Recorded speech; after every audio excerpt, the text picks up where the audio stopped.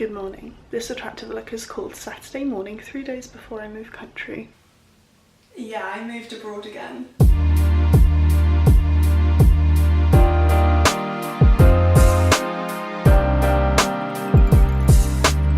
Hey guys, and welcome back to my channel.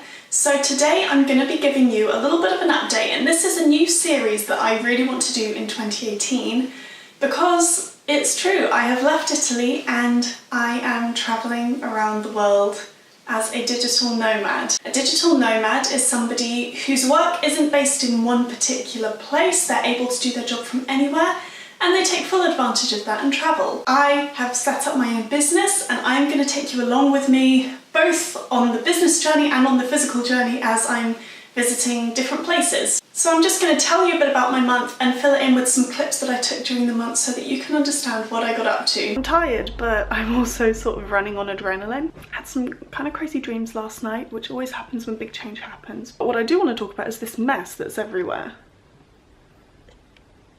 That's what I need to sort out today. Today's packing, I'm going to be doing some work. I want to go out and see the world because it's my last Saturday here. Oh, just all the feelings and nostalgia and emotions. I'm not feeling sad or anything right now. Right now I'm feeling like, oh shit, Emily, you've got a lot to do. I didn't leave the house today, but I did shower. Here is the suitcase. It doesn't look like it, but I've actually got quite a bit more space. That's a map that I'm not taking with me. That's toilet roll that I'm using to pad stuff with. I'm pretty much there. I just have to throw so much stuff away / donate. I feel like a lot of people are going to ask me why I left Italy. If you've watched any of my Italy videos, my time during Italy, you'll know that it wasn't without its problems. It's true that bureaucratically and when it comes to work, Italy isn't always the most efficient country. And that's one of the reasons why I was so keen to start my own business. But that's not at all why I left the country completely. I felt like Padova couldn't offer me any more than it already had for what I'm looking to get right now. And what I want right now is to meet other digital nomads, other creative business owners. I want to travel. I want to see what else is out there in the world. I want to learn new languages. On a personal level, Italy also brought me so many amazing things, and I just felt like if I stayed there for longer, I would be starting to be static, and I want to live an adventurous life, so I've got to walk my talk and do that.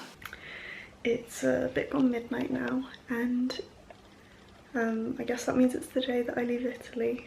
I've said goodbye to everyone now. I had a bit of a cry. I had a lot of a cry. What I want anyone watching to understand is how much of a role Padova played in my life, because it means so much more to me than just a place where I've lived. I arrived here for the first time about 3 years ago, and I was a completely different person to who I am today. I arrived not particularly happy with where my life was at. That was nobody's fault apart from my own, but I just did not have the self-awareness to realise.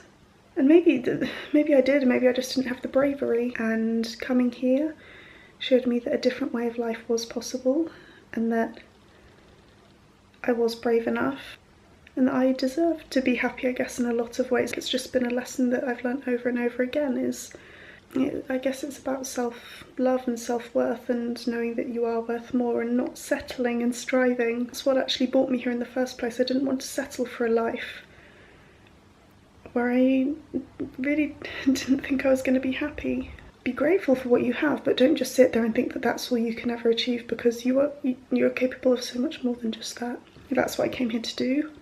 In so many ways I accomplished it, and in so many ways it looks so different to how I thought it would. And that's just life. It never looks like what you think it's going to look like. I'm so grateful to have had the opportunity to live here. I'm so grateful for the people that I've met when I've been here, all of them. I really love this city.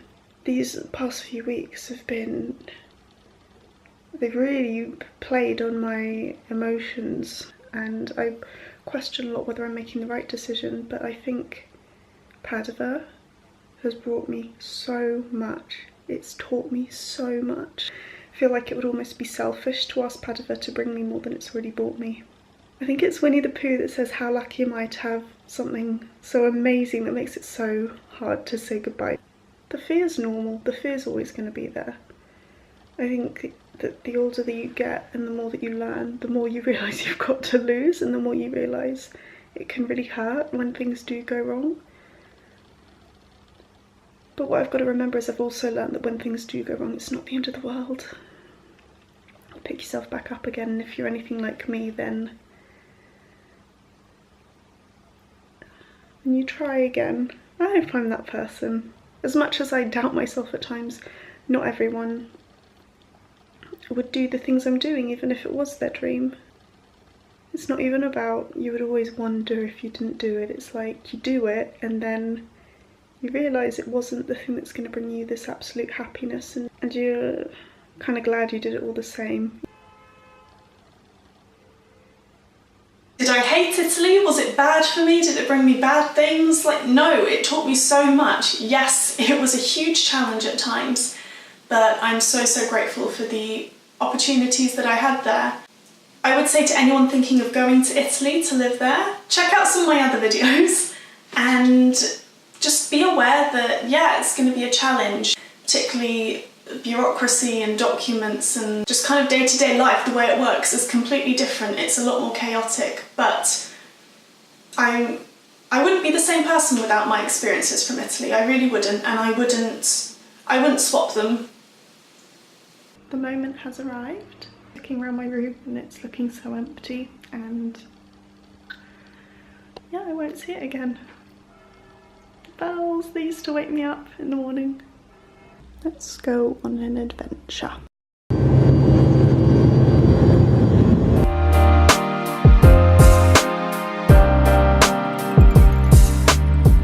And do I plan on going back to Italy? Never say never. I love Italy. I will be going back to visit for sure. In fact, I'm pretty sure I'm going back in June to a wedding, and I will be going back to visit my friends. I love the Italian language. I love Italian food. I think that Italy is the most beautiful country, the architecture, the nature, so there's no way I'm not going back.